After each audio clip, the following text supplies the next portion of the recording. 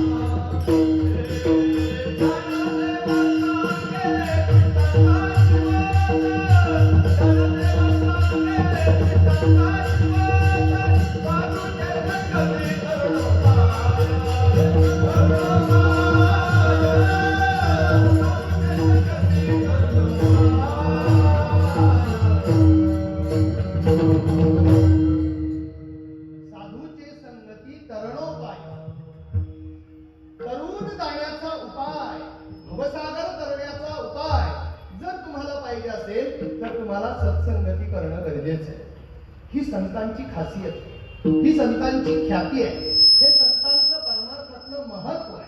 कळालं तुम्हाला संतांचं महत्व काय?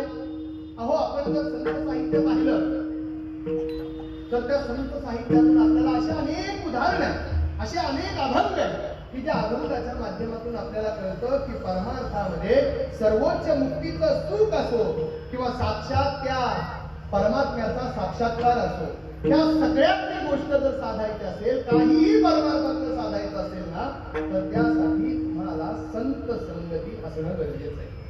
संत संगती जर तुम्हाला जीवनामध्ये करायचं असेल, अहो तुमचा स्वराव महावैष्णव ज्ञानेश्वर महाराज सुद्धा काय म्हणतात, ज्ञानदेव म्हणे तरलो तरलो आता उधरिलो गुरु कृपे. ज्ञानेश्वर महाराज असं म्हणत नाही माझ्या योग शक्तीने मी तरलो, माझ्या भक्तीने मी तरलो, माझ्या ब्रह्मज्ञानाने मी तरलो, असं नाहीच म्हणत. ज्ञानेश्वर महाराज कबुली जबाब देत आहेत. हा ज्ञानोबा जर तरला असेल ना या भवसागराला, त्याला एकमात्र कारण आहे, ज्ञानदेव म्हणे तरलो तरलो आता उधरिलो गुरु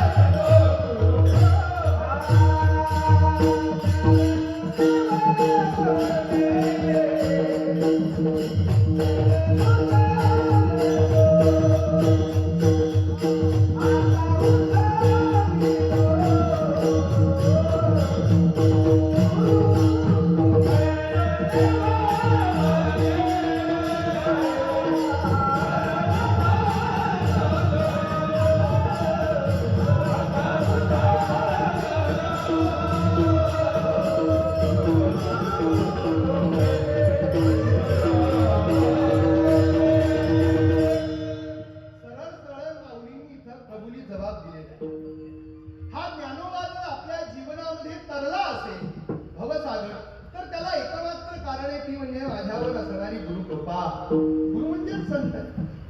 ज्ञानदेव म्हणे तरलो तरलो आता उद्धरिलो, दोन्ही क्रिया सांगितल्यात बरं का, उद्धरणं आणि तरणं. ज्ञानेश्वर महाराज म्हणतात माझ्या जीवनामध्ये मी उद्धरलो गुरुकृपेने आणि तरलो सुद्धा गुरुकृपे. दोन वेगवेगळे शब्द आहेत बरं का. तरणं म्हणजे काय? पार करणं. उद्धरणं म्हणजे काय? आपण काय उद्धार झाला. उद्धार कोणाचा होतो? पतिताचा उद्धार होतो. रसा तळाला गेलेला आहे त्याचा उद्धार केला जातो, बरोबर. एखादा दगड आहे, एखादा जीव आहे, तो पार रसा तळाला गेलेला आहे. रसा तळाला म्हणजे पार खोलात बुडालेला आहे. है का नाही? त्याला जर तो सागर पार करायचा असेल, तरुण न्यायचा असेल, तर सर्वप्रथम त्याचा उद्धार करावा लागतो. उद्धार संस्कृत शब्द धार. धार म्हणजे धरणे. कसं धरणे? हा उत् नावाचा जो उपसर्ग आहे तो काय अर्थ सांगतो? वरच्या दिशेने आणणे. उद्धार म्हणजे काय? अगदी रसातळाला असलेला जो जीव आहे त्या जीवाला पहिलं वर आणणार, त्याला म्हणतात उद्धार. आणि ज्याचा उद्धार झालेला असतो ना तो पार करतो. तुम्ही आम्ही आता कुठे आहोत? रसातळाला आहोत. पार करायचं सोडा, आधी वर यायचं बघा. तुम्हाला आम्हाला अगोदर काय करणं अपेक्षित आहे? रसातळाला असलेल्या आपल्यासारख्या जीवांना अगोदर वर यायचंय. पण ते वर तसं नाही. एखादा बुडून गेला की वर येतो, तसलं वर नाही यायचं. आपल्याला जिवंतपणे वर यायचं. आणि मग जर रसातळाला गेलेल्या जीवाला जर सुखरूप वर आणायचं असेल तर त्यासाठी कोणाची गरज आहे महाराज? गुरुकृपेची गरज आहे. आणि मग एकदा का उद्धार झाला की मग त्यांच्या सानिध्यात तुम्ही सहज पार करा. म्हणून बघा ज्ञानेश्वर महाराजांनी सांगितलेले शब्द बघा. ज्ञानदेव म्हणे तरलो तरलो. दोनदा सांगितले तरलो तरलो म्हणजे विरुक्ती केलेली. कशासाठी विरुक्ती केलेली आहे? ज्यावेळेस एखादी गोष्ट निश्चयाने घडणारच आहे. महाराज येतो का घरी? येतो येतो येतो येतो नक्की. दोनदा सांगितलं म्हणजे निश्चयात्मिका बुद्धी. नक्की येतो. ज्ञानेश्वर महाराज सरळ म्हणताय ज्ञानदेव म्हणे तरलो तरलो. मी तरलोच. कशावरून महाराज तुम्ही म्हणताय एवढं ठामपणे? कारण आता उद्धरलो. बघा ज्ञानदेव म्हणे तरलो तरलो 100% मी तरलो भवसागर. कशावरून म्हणताय? कारण मी आता उद्धरलोय. खालचा मी वर आलो. आता वरचा पार करायला वेळ नाही लागला. का? गुरु कृपा आहे. म्हणून तर अनेक ठिकाणी माऊलींचा उल्लेख आहे. फळले भाग्यवाने धन्य झालो संसारी, सद्गुरु भेटले हो त्यांनी धर्मेले करी, पश्चिमे चालविले आत्मा तेथे निर्धारी, त्रिकुटावरी मानले देखी येई पंढरी, ते सुख काय सांगणे वाचे बोलताना. हे सगळं कोणाच्या सानिध्यात झालं? सद्गुरूचे संगे आईची आरती केली, निवृत्ती आनंदात तेथे वृत्ती निमाडी. हा योगाचा सगळा विषय. आता तो काही जास्त सांगत नाही, पण एकंदरीत आपल्याला कळालं ज्ञानेश्वर महाराजांसारखे योगी, ब्रह्मज्ञानी आणि भक्त शिरोमणी असणारे विभूती ही स्वतः म्हणते ज्ञानदेव म्हणे तरलो तरलो आता उद्धरिलो गुरु कृपे. म्हणजे माझ्या जीवनात माझा उद्धार असो किंवा माझं तरण असो, या दोन्हीच कारण जर कोण असेल तर ते भक्त आणि भक्त सत्पुरुष आहे. ते भक्त आणि भक्त माझे सद्गुरू आहे. कळालं का? मग या सर्व गोष्टींचा इतिहास गोषवारा पाहिल्यानंतर आपल्यासारख्यांना कळतं वेदांनी सुद्धा सांगितलंय प्राप्य वरांनी बोधक. काय सांगितलंय? वेदांनी सांगितलंय उत्तिष्ठत जाग्रत प्राप्य वरांनी बोधक. तुम्हाला आम्हाला उपदेश दिला, उठा, जागे व्हा, श्रेष्ठ आचार्यांकडे जा आणि ते ज्ञान प्राप्त करून घ्या. ज्ञानेश्वर महाराजांनी सांगितलं ज्ञानदेव म्हणे तरलो तरलो आता उद्धरिले गुरु. हरिप्राप्तीचे उपाय घराले ते संतांचे पाय, संत संगतीचे काय सांगू. किंवा अनेक अशा अभंग आहेत.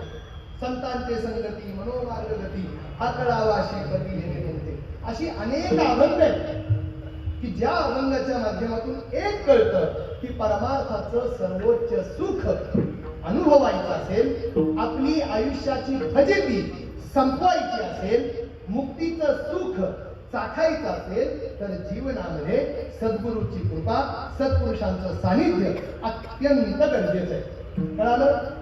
कीर्तन ऐकल्यानंतर कळालं. मग कळालेली माणसं अंतःकरणामध्ये तो बीजांकडे धारण करून विचार करू लागली. बसली मस्तपैकी चौकात, चहा घेतला. म्हणजे महाराज आजच्या कीर्तनकारांनी सांगितलंय. काय सांगितलंय? की जीवनामध्ये उद्धार करून घ्यायचा असेल, तरुण जायचा असेल, प्रपंच असो परमार्थ असो, दोन्ही गोष्टी साधायच्या असतील ना, तर सद्गुरूंची कृपा, साधू संतांचा आशीर्वाद, त्यांचं छत्रछाया अत्यंत गरजेची आहे. चला मग उठा, कोणता तरी संत गाठू आणि त्याच्याकडून आशीर्वाद प्राप्त करून घेऊ, जीवनाचं कल्याण करू. बरोबर की नाही? पण संत थोडीच म्हणणार आहे मी संत आहे, है का नाही? आणि आजकाल तर खूप सुळसुळाट आहे. एक ढूंढो हजार मिळते, हर गली में दो चार मिळते. हा, एवढे संत झाले, मग ओळखायचे कसे? खरा संत ओळखायला पाहिजे ना आपल्याला. अवघड काम आहे ते. संत म्हटलं की त्याला 4 हात आणि 2 डोके असतात असं नाहीये ना. ते आपल्यासारखेच असतात, सामान्य त्यांचं शरीर असतं. तेही आपल्यापेक्षा जास्त हाल अपेक्षा सहन करत असतात. ज्याला बघून वाटतं अरे माझ्यापेक्षा हेच जास्त दुःखी आहे, हेच जास्त त्रस्त आहे का नाही? तुकोबाधिकांचा विचार आपण केला, किती जीवनामध्ये कष्ट. मग अशा लोकांना ओळखायचं कसं? अशा लोकांपर्यंत पोहोचायचं कसं? आपल्याला कसं कळणार की मी ज्याला शरण गेलोय तो खरंच जीवनमुक्त आहे, तो खरंच ब्रह्मज्ञानी आहे, तो खरंच योगी आहे, तो खरंच संत आहे? ओळखायचं कसं? आणि मग आता ओळखायचं कसं हा प्रश्न पडला. नको त्याच्या गळ्यात जर आपण पडलो तर झालं कल्याण. ते एका ठिकाणी म्हणतात ना, लोभी गुरु अज्ञानी केला, दोनों नरक में खेलम केला. दोघं नरकात जातात. कळलं का? म्हणून परमार्थ करताना विचारपूर्वक परमार्थ करा. उगीच फॅशन म्हणून, फॅड म्हणून किंवा सगळे चालले ज्याच्या मागे त्याच्या मागे मी चाललोय असं नाही. कोणासोबत आपले तार जुळले जातात ते पहा, त्यांचं चरित्र पहा, त्यांचं चारित्र्य पहा, त्यांची सदाचार संपन्नता पहा, माझं कल्याण करण्याचं सामर्थ्य त्यांच्यामध्ये आहे का हे तपासा आणि मग शरण जा. कळलं का? मग आता मंडळींनी विचार केला की आपल्याला संतांना शरण जायचं, पण संत कसे असतात आपल्याला माहित नाही. मग आता कोणाला विचारायचं? कालच्या महाराजाला विचारून फायदा नाही, कारण ते फक्त कीर्तन करायचे, काही संत नाही. कळलं का? मी संतांचं चरित्र सांगतो म्हणून मी संत आहे का? नाही, मी केवळ कीर्तनकार. उभं राहून फक्त साधू संतांनी सांगितलेल्या पुस्तकातल्या 4 गोष्टी तुमच्यापर्यंत पोहोचवतो. विषय परमार्थाचा आहे म्हणून मी पारमार्थिक जीवनाची सर्वोच्च अवस्था अनुभवेल असं नाही. आणि म्हणून खरा जर अनुभवी संत अपेक्षित असेल तर मग काय करावं लागेल? खून ते जाणती जे तैसे असती. त्यांच्यासारखाच कोणीतरी आपल्याला गाठायला लागेल आणि त्याच्याकडून सगळं ते शास्त्र समजून घ्यायला पाहिजे. मग कोण आहे? अहो प्रपंचामध्ये यांच्यापेक्षा मोठा सत्पुरुष कोण आहे? म्हणून जिज्ञासू मंडळी, तुमच्यासारखी जिज्ञासू मंडळी, माझ्यासारखी जिज्ञासू मंडळी ज्ञानोबारायांकडे पोहोचली. ते माऊलींच्या चरणी शिरसाष्टांग दंडवत करून माऊलींना म्हटले, माऊली आमचा एक प्रश्न आहे, आम्हाला काहीतरी आज जाणून घ्यायचंय तुमच्याकडून. माऊली म्हटले काय जाणून घ्यायचंय? आम्हाला जरा ओळख पटेल अशा काहीतरी खुणा सांगा. कोणाची ओळख पटवून घ्यायची? आम्हाला संत चरित्र जाणून घेण्याची इच्छा आहे. आम्हाला संत ओळखायचे, कारण प्रपंचात आम्ही ज्यांच्याकडे पाहतोय ते संत आहेत का नाहीत हा संशय अंतःकरणात निर्माण होतोय. त्यामुळे खरे संत ओळखायचे कसे याचं ज्ञान तुम्ही आम्हाला करून द्या. अशी काहीतरी खूण सांगा, अशा काहीतरी खुणा सांगा, लक्षणं सांगा की ज्या लक्षणांच्या आधारे, खुणांच्या आधारे आम्ही हजारात एक जरी असला तरी त्याच्यापर्यंत पोहोचू शकतो. लक्षण म्हणजे असाधारण धर्म. लक्षण म्हणजे काय? असाधारण धर्म जो सगळ्यांमध्ये नसतो, एकामध्येच असतो, त्याला म्हणतात असा. ठीक आहे. आता इथे एखाद्याने विचारलं कोण कीर्तनकार? सगळी माणसं आहेत, इथेही उभी एवढी लोक आहेत. मग माझं लक्षण सांगायचं म्हटलं, ज्याने फेटा घातलाय, ज्याने कमरेला उपर्ण पत्ता बांधलेला आहे, धोतर घातलेलं आहे, असं म्हटलं की मग माझ्या पुरतं मर्यादित होतं. कोणीही मला ओळखेल, आज कीर्तन करायला. म्हणजे लक्षण असं असतं की ऑटोमॅटिकली बाकीच्या सगळ्या गोष्टी तिथून व्यावृत्त होतात, निघून जातात आणि फक्त तिथपर्यंत तुमची दृष्टी पोहोचते. मग आता ओळखण्यासाठी लक्षण पाहिजे. मग लक्षण सांगणाराही त्याच योग्यतेचा असणं गरजेचं आहे. मग ही मंडळी ज्ञानेश्वर महाराजांकडे गेली, म्हणजे महाराज आम्हाला परमार्थ करायचा आहे. परमार्थाची पहिली पायरी संतांची संगत आहे. आणि मग त्या संतांची संगत घेण्यास इच्छुक असणाऱ्या आम्हाला संत म्हणजे काय हे सांगा, ते कसे ओळखता येतात याचे थोडं ज्ञान करून द्या. ज्ञानेश्वर महाराजांना संतांचं चरित्र विचारतात म्हटल्यानंतर आनंद वाटला. लगेच डोळे मिटले. घ्या मंडळी संतांची ओळख. अभंगाचं पहिलं चरण. ब्रह्मज्ञानी पुरुष